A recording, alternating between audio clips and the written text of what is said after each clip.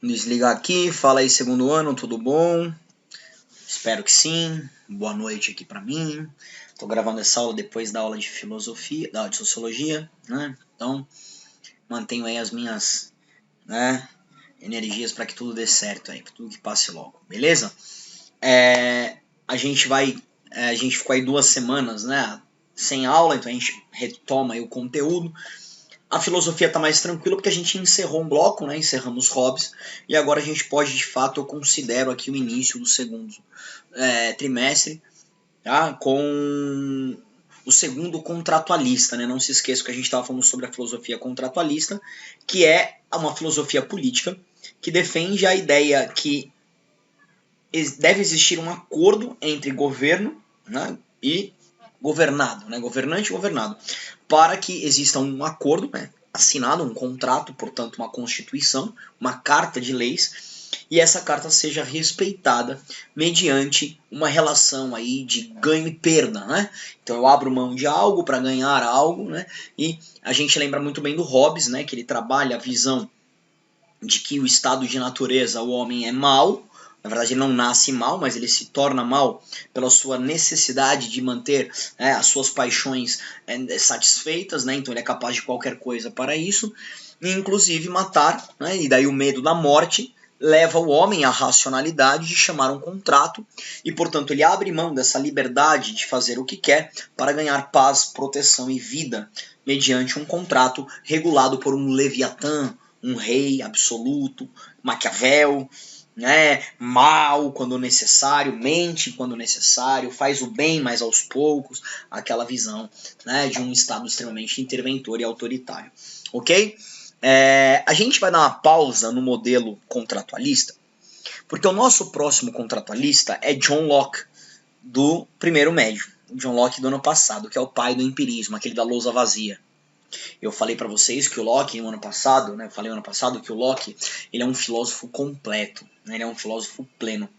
Então, ele é um filósofo que ele está em várias áreas de estudo, inclusive na filosofia. Ele está na epistemologia, né, na filosofia da verdade, que a gente estudou ano passado, nas categorias dos sentidos, né, aquela ideia da intuição, né, a intuição pura, né, aquela visão dele, né, de como os sentidos simples, né, os sentidos complexos, as ideias, né, que são formadas, o primário, o secundário. Tá? Então, o Locke é filósofo epistemólogo, a gente já estudou, e agora a gente vai estudar o filósofo político. E numa tacada só a gente vai pegar um pouco do Locke econômico, que já vai ser muito útil para o ano que vem. Tá? É porque é difícil separar a visão do Locke política da visão econômica. Ele é filósofo político e econômico, mas ele se mistura ali, né?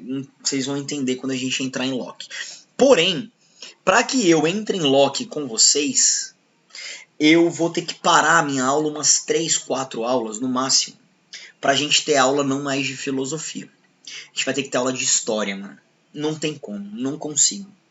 Pra gente entender a cabeça do Locke, pra gente entender o que o Locke escreve e principalmente a importância do que o Locke escreveu, a gente precisa entender o contexto da história da Inglaterra. Da mesma forma que eu falei que a gente consegue absorver o Maquiavel de fato quando a gente tem noção do contexto que a Itália vivia. A gente só consegue perceber Maquiavel quando a gente percebe a realidade italiana. Aí a gente entende a cabeça do Maquiavel. O Locke é igual.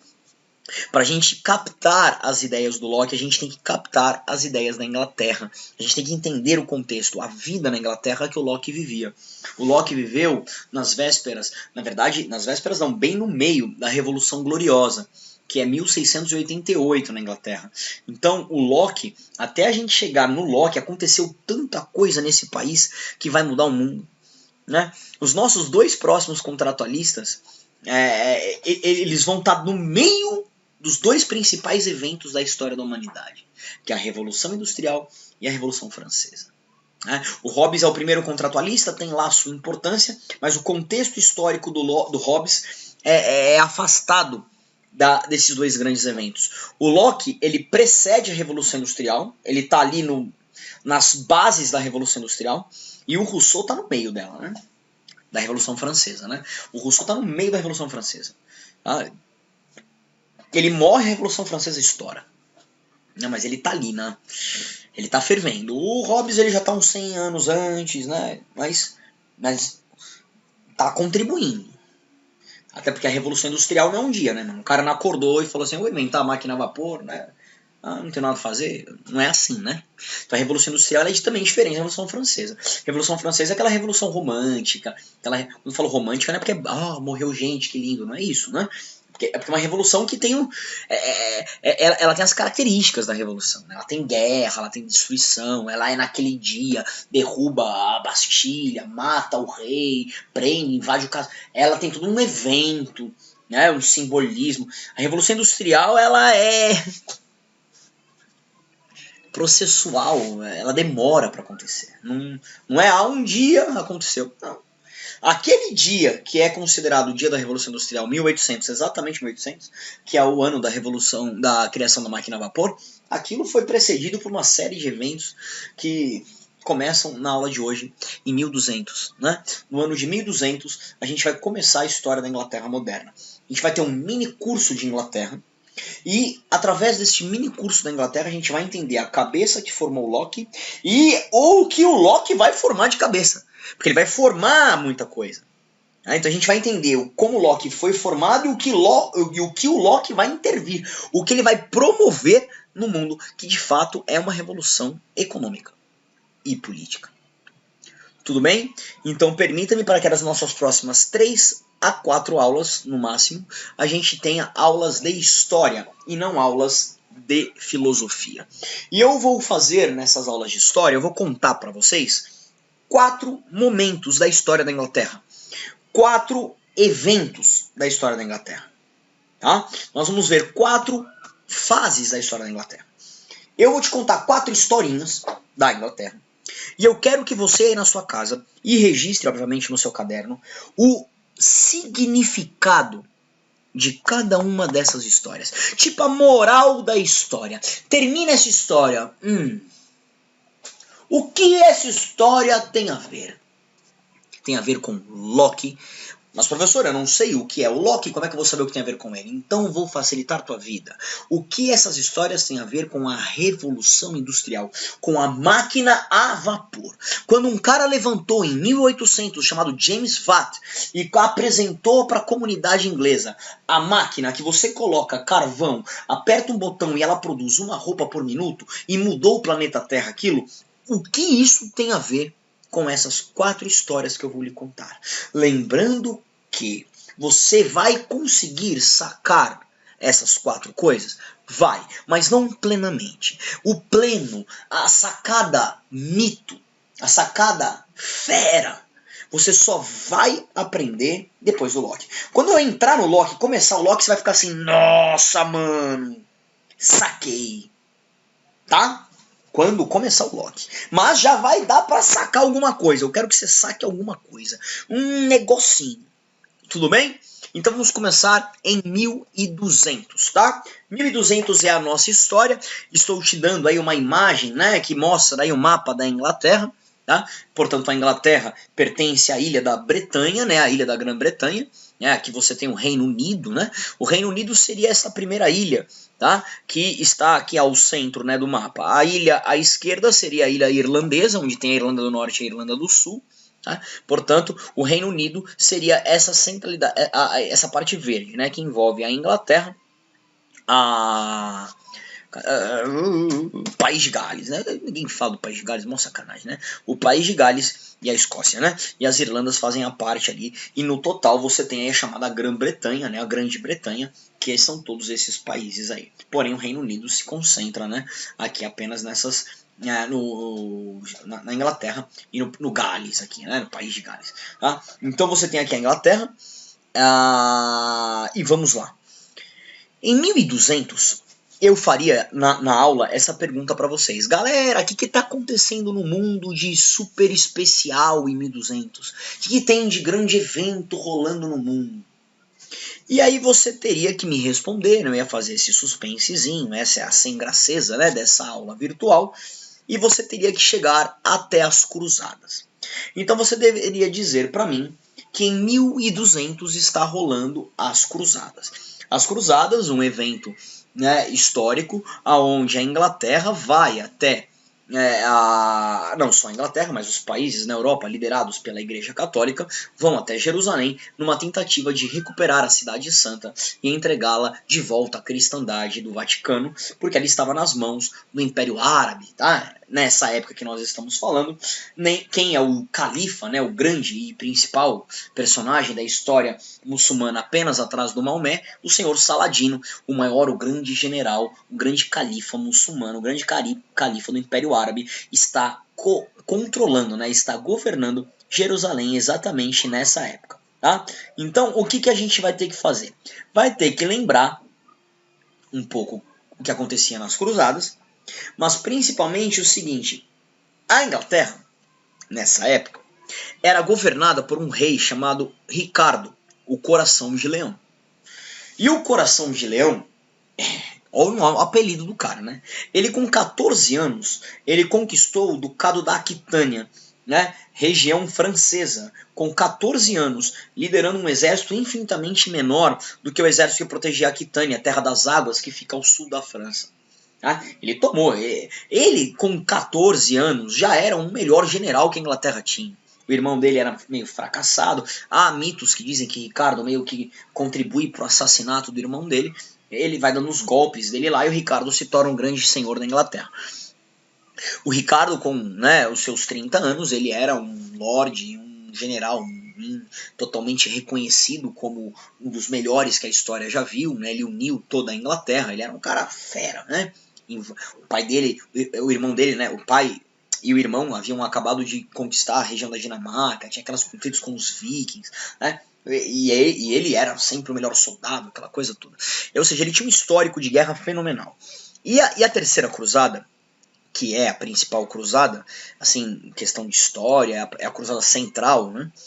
Ela é a cruzada dos chamados grandes heróis, né? Porque Frederico Barbarroxa, ou Hohenstaufen, Frederico da Alemanha, ele vai ser derrotado no caminho para a cruzada. Na verdade, ele nem é derrotado, acontece um acidente, e o exército dele, que é a Ordem dos Cavaleiros Teutônicos, eles se entregam a Saladino, tá? Então eles são derrotados, e o Ricardo Coração de Leão vai até a cidade recuperá-la em nome da igreja.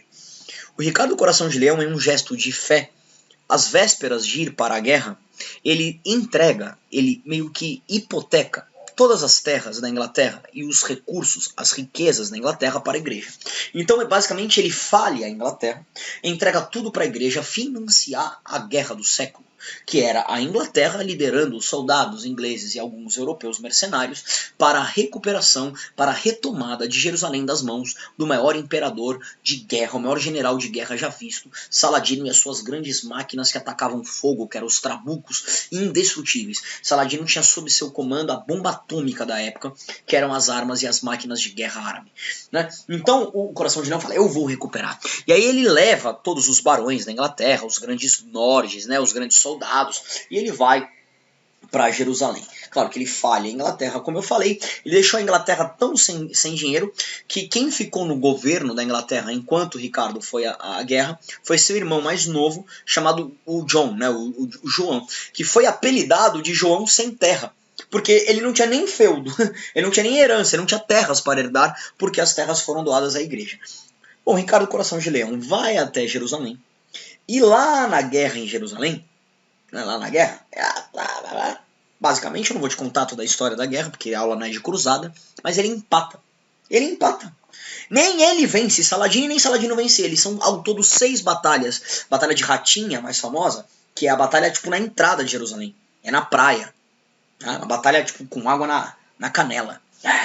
Conflito pesado. Foram 6 batalhas. E de um lado um não vencia, de outro não vencia. Então foram 6 empates.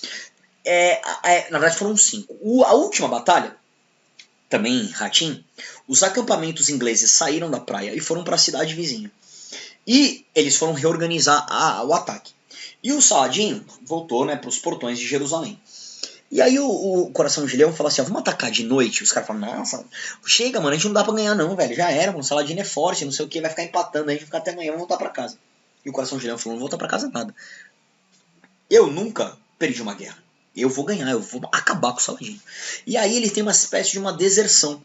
vários soldados, vários generais que deviam, né, obediência ao Coração de Leão, meio que, não, a gente vai voltar amanhã, eu não quero. Não se esqueçam que nessa época, os senhores feudais tinham muita moral, tá? Às vezes mais moral que um rei.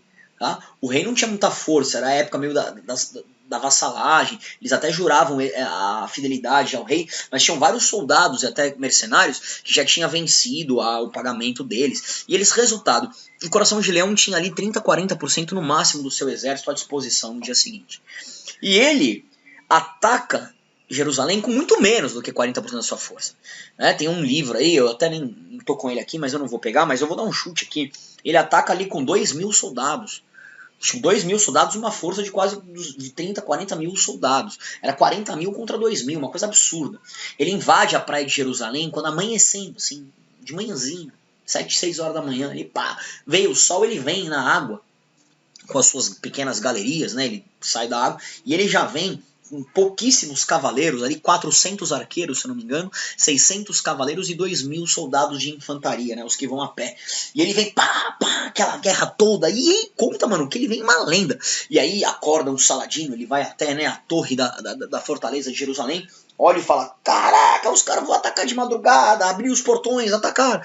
E aquela guerra desigual, e o Coração de Leão parecia 600 soldados em um cara. E ele cortava a cabeça de um, arrebentava o outro, o cavalo dele dava cabeçada no outro. E de repente o cavalo do Coração de Leão é atacado, o cavalo dele tomba, e o Coração de Leão cai. Quando o Coração de Leão cai, e obviamente está prestes a morrer, ele fica desarmado, né, desprotegido. O Saladino sopra, né, os clarins lá, né, o som. E ele fala, parem a guerra, pelo amor de Deus, agora.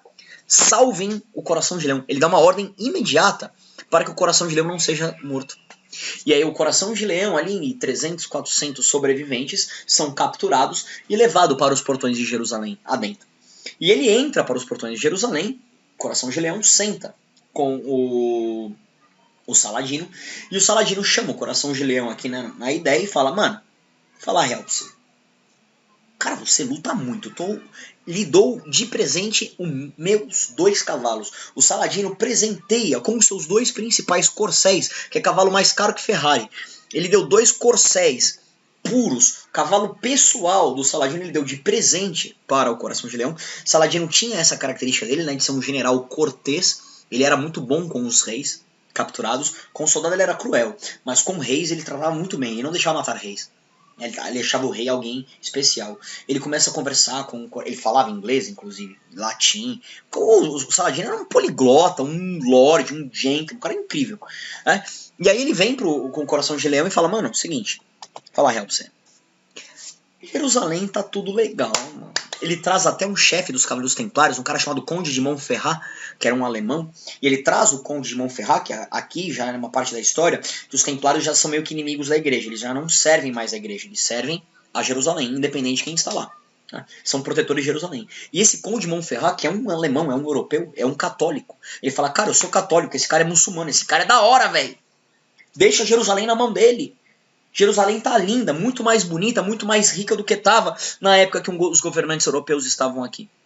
Como Balduíno IV, que era o antigo governante de Jerusalém. Aqui tá um terror antes do Saladino chegar. Hoje, os muçulmanos, os judeus e os católicos têm áreas livres e proteção para eles poderem exercer suas crenças. O Saladino era um cara aberto, ecumênico, ele tinha essa visão de reunir as religiões, ele era um cara para frente, um cara bem moderno para a época. Então o Saladino, ele apresenta uma Jerusalém boa. E ele fala, Coração de Leão, eu ofereço minha filha em casamento. E eu lhe dou Jerusalém. Eu tenho medo de que o Papa tome essa Jerusalém e transforme Jerusalém em uma caça a muçulmanos.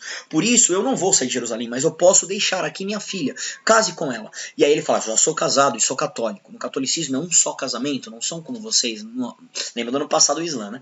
Então, que pena, que não sei o quê. E o Coração de Leão, ele meio que reconhece que Jerusalém está melhor nas mãos do Saladino do que nas mãos do Papa.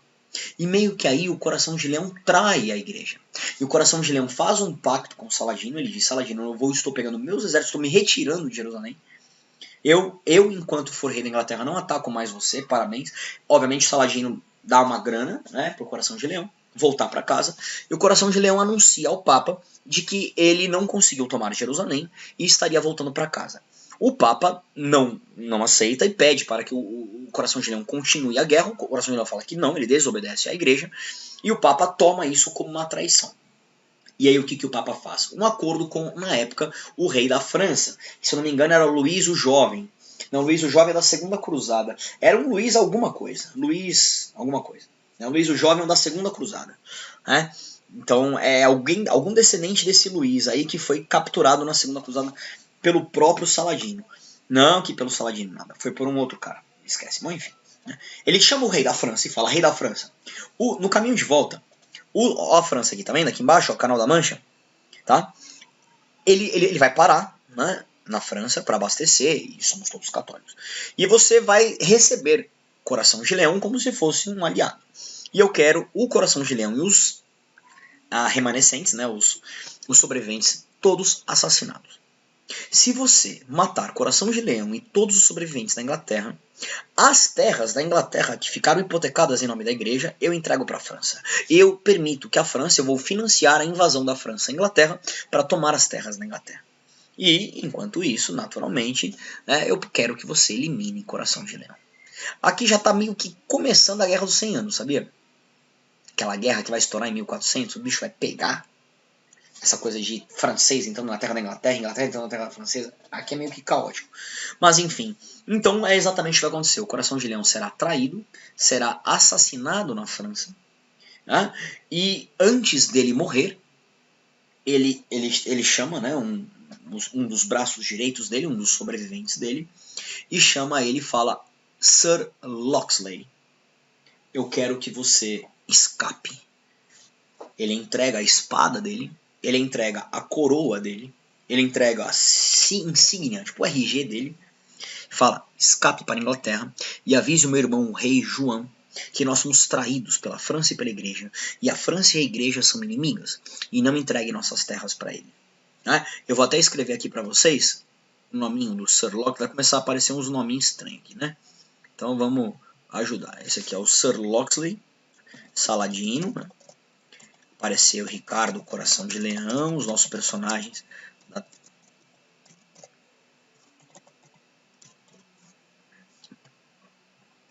E agora vem o Sir Locksley. Aqui em cima, né? Tá louco? Sir.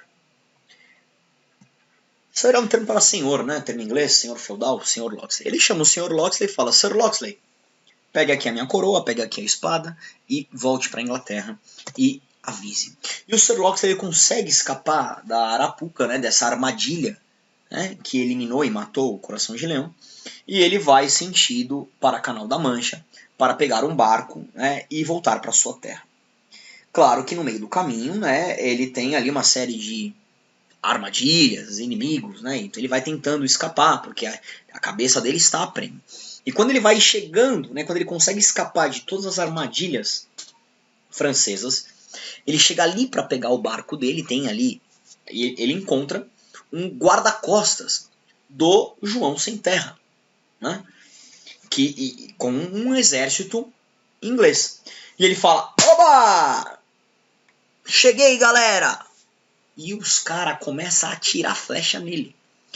Ou seja, um general da Inglaterra e alguns soldados da Inglaterra já estavam sabendo que ia rolar essa traição no Ricardo. E eles receberam, provavelmente, terras e riqueza para trair o próprio Locksley. E eles matam o Locksley.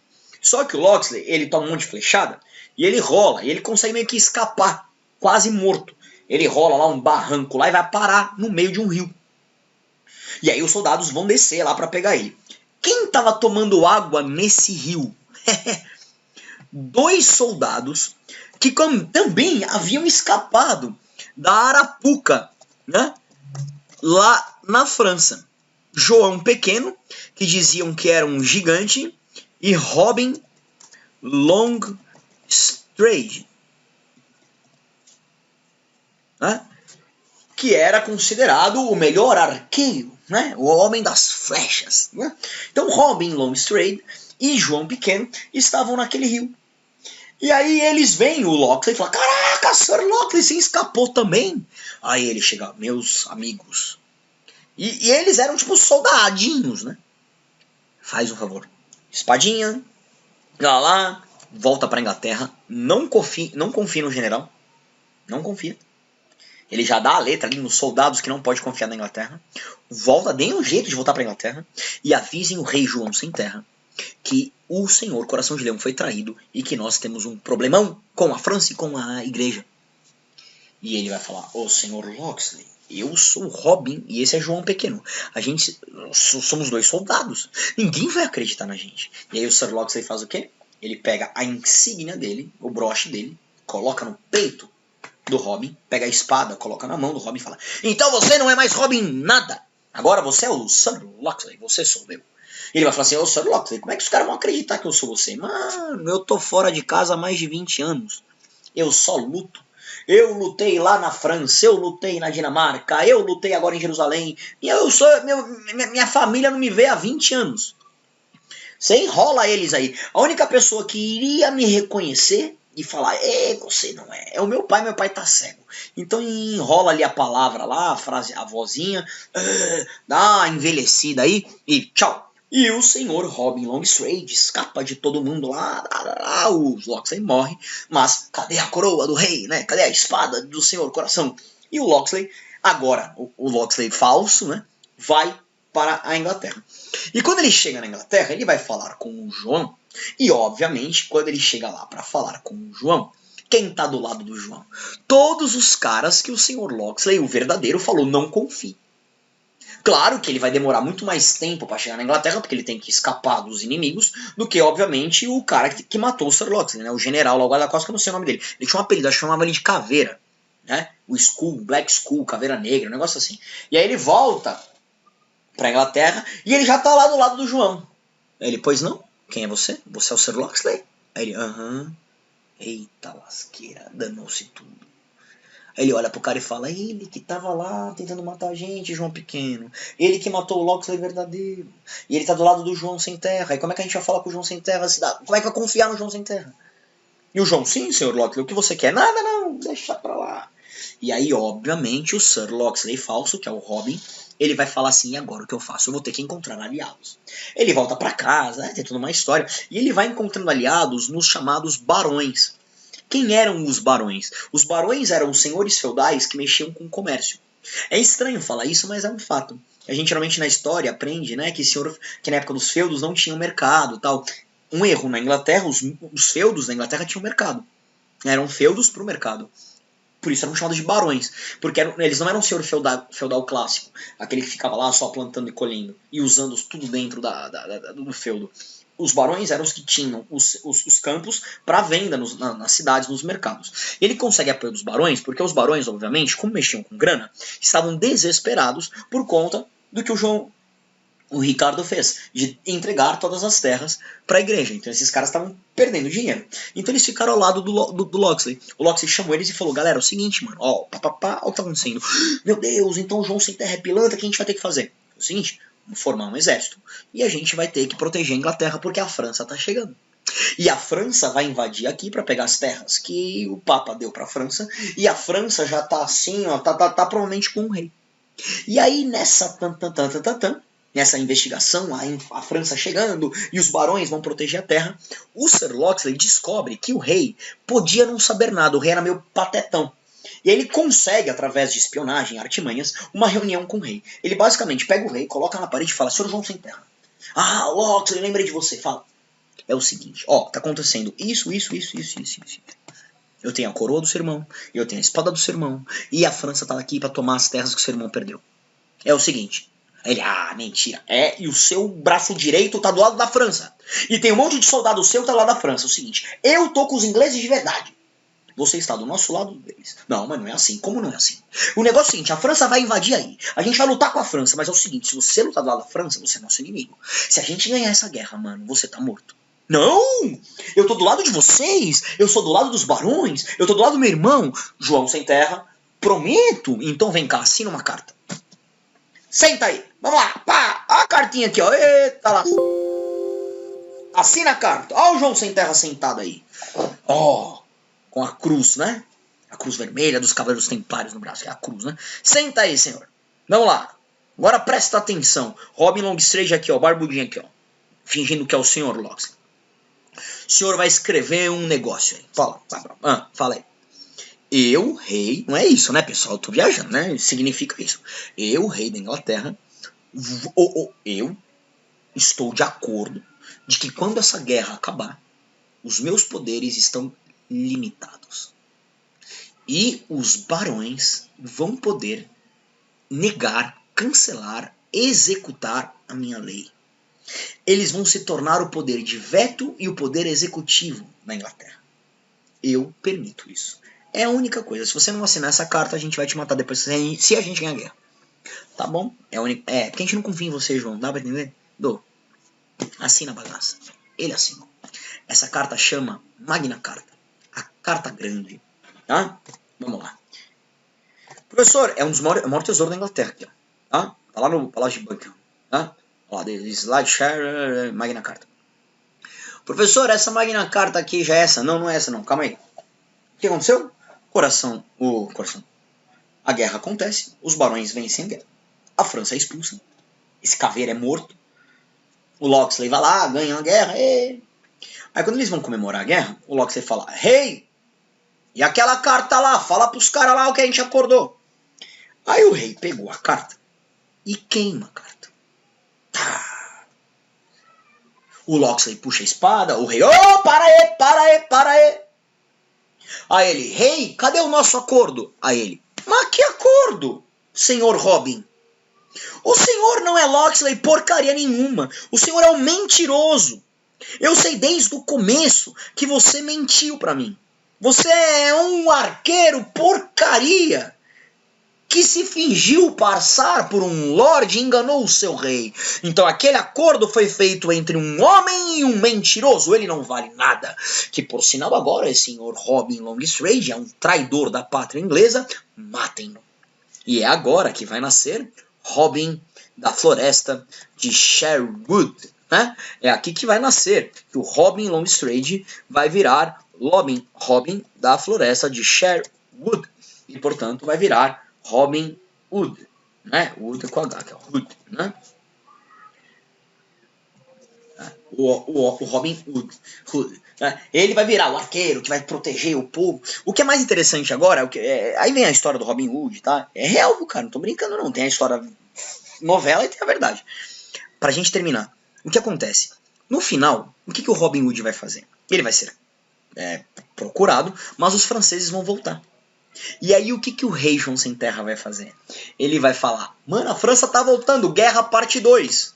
Olha os caras invadindo. Aí o rei vai convocar o exército. Só que o exército na época era financiado pelos barões, pelos caras que tinham a grana. E aí os caras que tinham a grana, obviamente, uma parte interessados no poder e outra parte interessados em honra com Robin Hood, eles falaram: rei, sem Robin Hood a gente não luta. Ele foi um grande herói. Olha o que esse cara fez pela Inglaterra, muito mais que o senhor. Pode tirar a cabeça dele a prêmio e a gente só vai enfrentar a França e lutar pelo senhor se a gente tiver Robin Hood no nosso exército. O rei volta atrás, chama o Robin Hood para fazer parte do exército e o Robin Hood vai falar o quê? Só volta a fazer parte do exército e lutar pela Inglaterra se o senhor assinar a Magna Carta de novo e dessa vez não vai queimá-la. Agora sim, o desenho faz sentido. Esse é o desenho real. Lá atrás, os carinha comemorando a guerra, né, lá, o acampamento. Os franceses são expulsos da Inglaterra novamente. E assim que os franceses são expulsos, o rei é obrigado, à frente até da igreja, dos cardeais da Inglaterra, o bispo da Inglaterra, ele vai entrar lá. Eu entrego o poder aos barões. Ele cria a Magna Carta em 1215.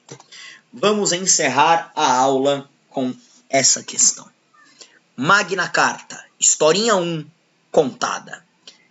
Primeiro ponto, limitar poderes do rei.